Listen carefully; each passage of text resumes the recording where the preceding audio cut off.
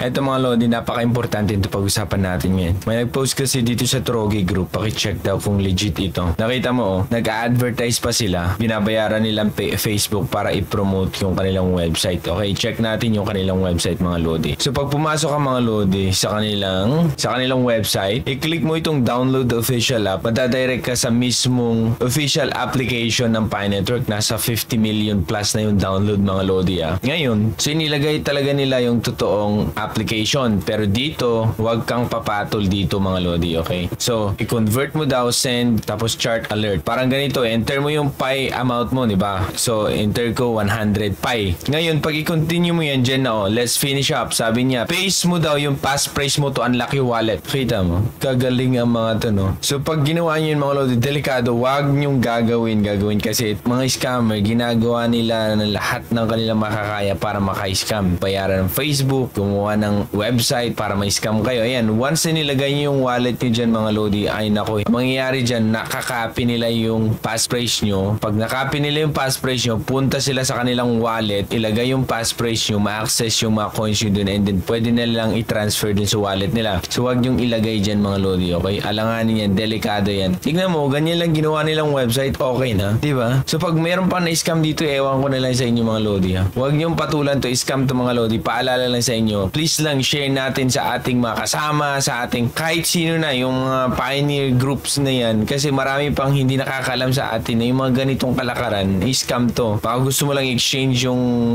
Pi mo sa mas malaking halaga, baka ganun. Tapos inilagay mo agad yung passphrase mo na di mo alam, nakopy na nila. Once nilagay mo yun, na-confirm mo, nakopy na nila yung passphrase mo mga Lodi. So mag-ingat tayong lahat, ingatan nyo yung mga Pi coin yung mga Lodi, okay? Sir Concordio, thank you so much sa nag-report or sa nagpa-review nito, okay? So ngayon, pag-usapan natin isa din, kasi mukhang maraming scam ngayon na nangyayari. Ito ay na-post ni Bonafide, isang pioneers din, mga Lodi. Pero kailangan nating i-discuss to about to sa GCV dun sa Vietnam. So, may mga organizers sa Vietnam na nagpo-push ng GCV price, okay? Yung 314159. Ngayon, may problema ngayon, okay? Kasi maraming mga Vietnam communities na kung saan chinarge sila as fraud. Kasi, anong ginagawa nila? Mag-create sila ng event, mag-charge sila ng high fees, mag-sell sila ng program, selling program uniforms, tapos tricking businesses into agreeing to an exorbitant price. So, ito na hindi maganda. Na ginagawa nila na pupunta sila sa mga small business, medium business na kung saan mag-agree sila, okay? Mag-agree sila din sa price na gusto nila na 314,159. Tapos, sa pupunta sa event, ibebenta yung mga price, ibebenta yung mga product nila. After ng event, ang nangyayari, nagfo-fall yung business. Bakit? Ang dahilan, nabenta lahat yung product pero yung nakuha niya wala pang isang pie. Diba? Hindi ako against sa GCV mga Lodi pero maging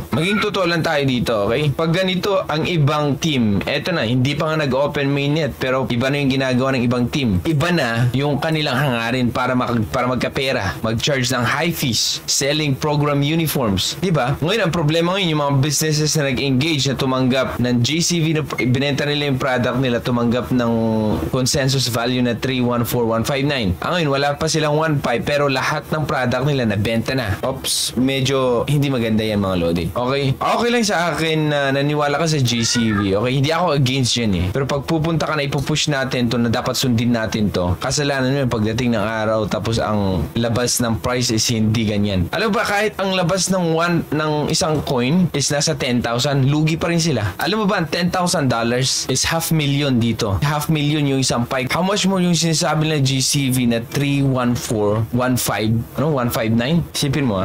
314,159. Ayan 17,454,000. 17 million bro. Okay, supportan natin yung mga nagsusulong nito kasi yun nga sinasabi ko, ikatatasin ang price nito. Pero pag ginagamit na natin ito para mang-scam lang din, para pilitin natin ang mga merchant, ganito talaga ang price.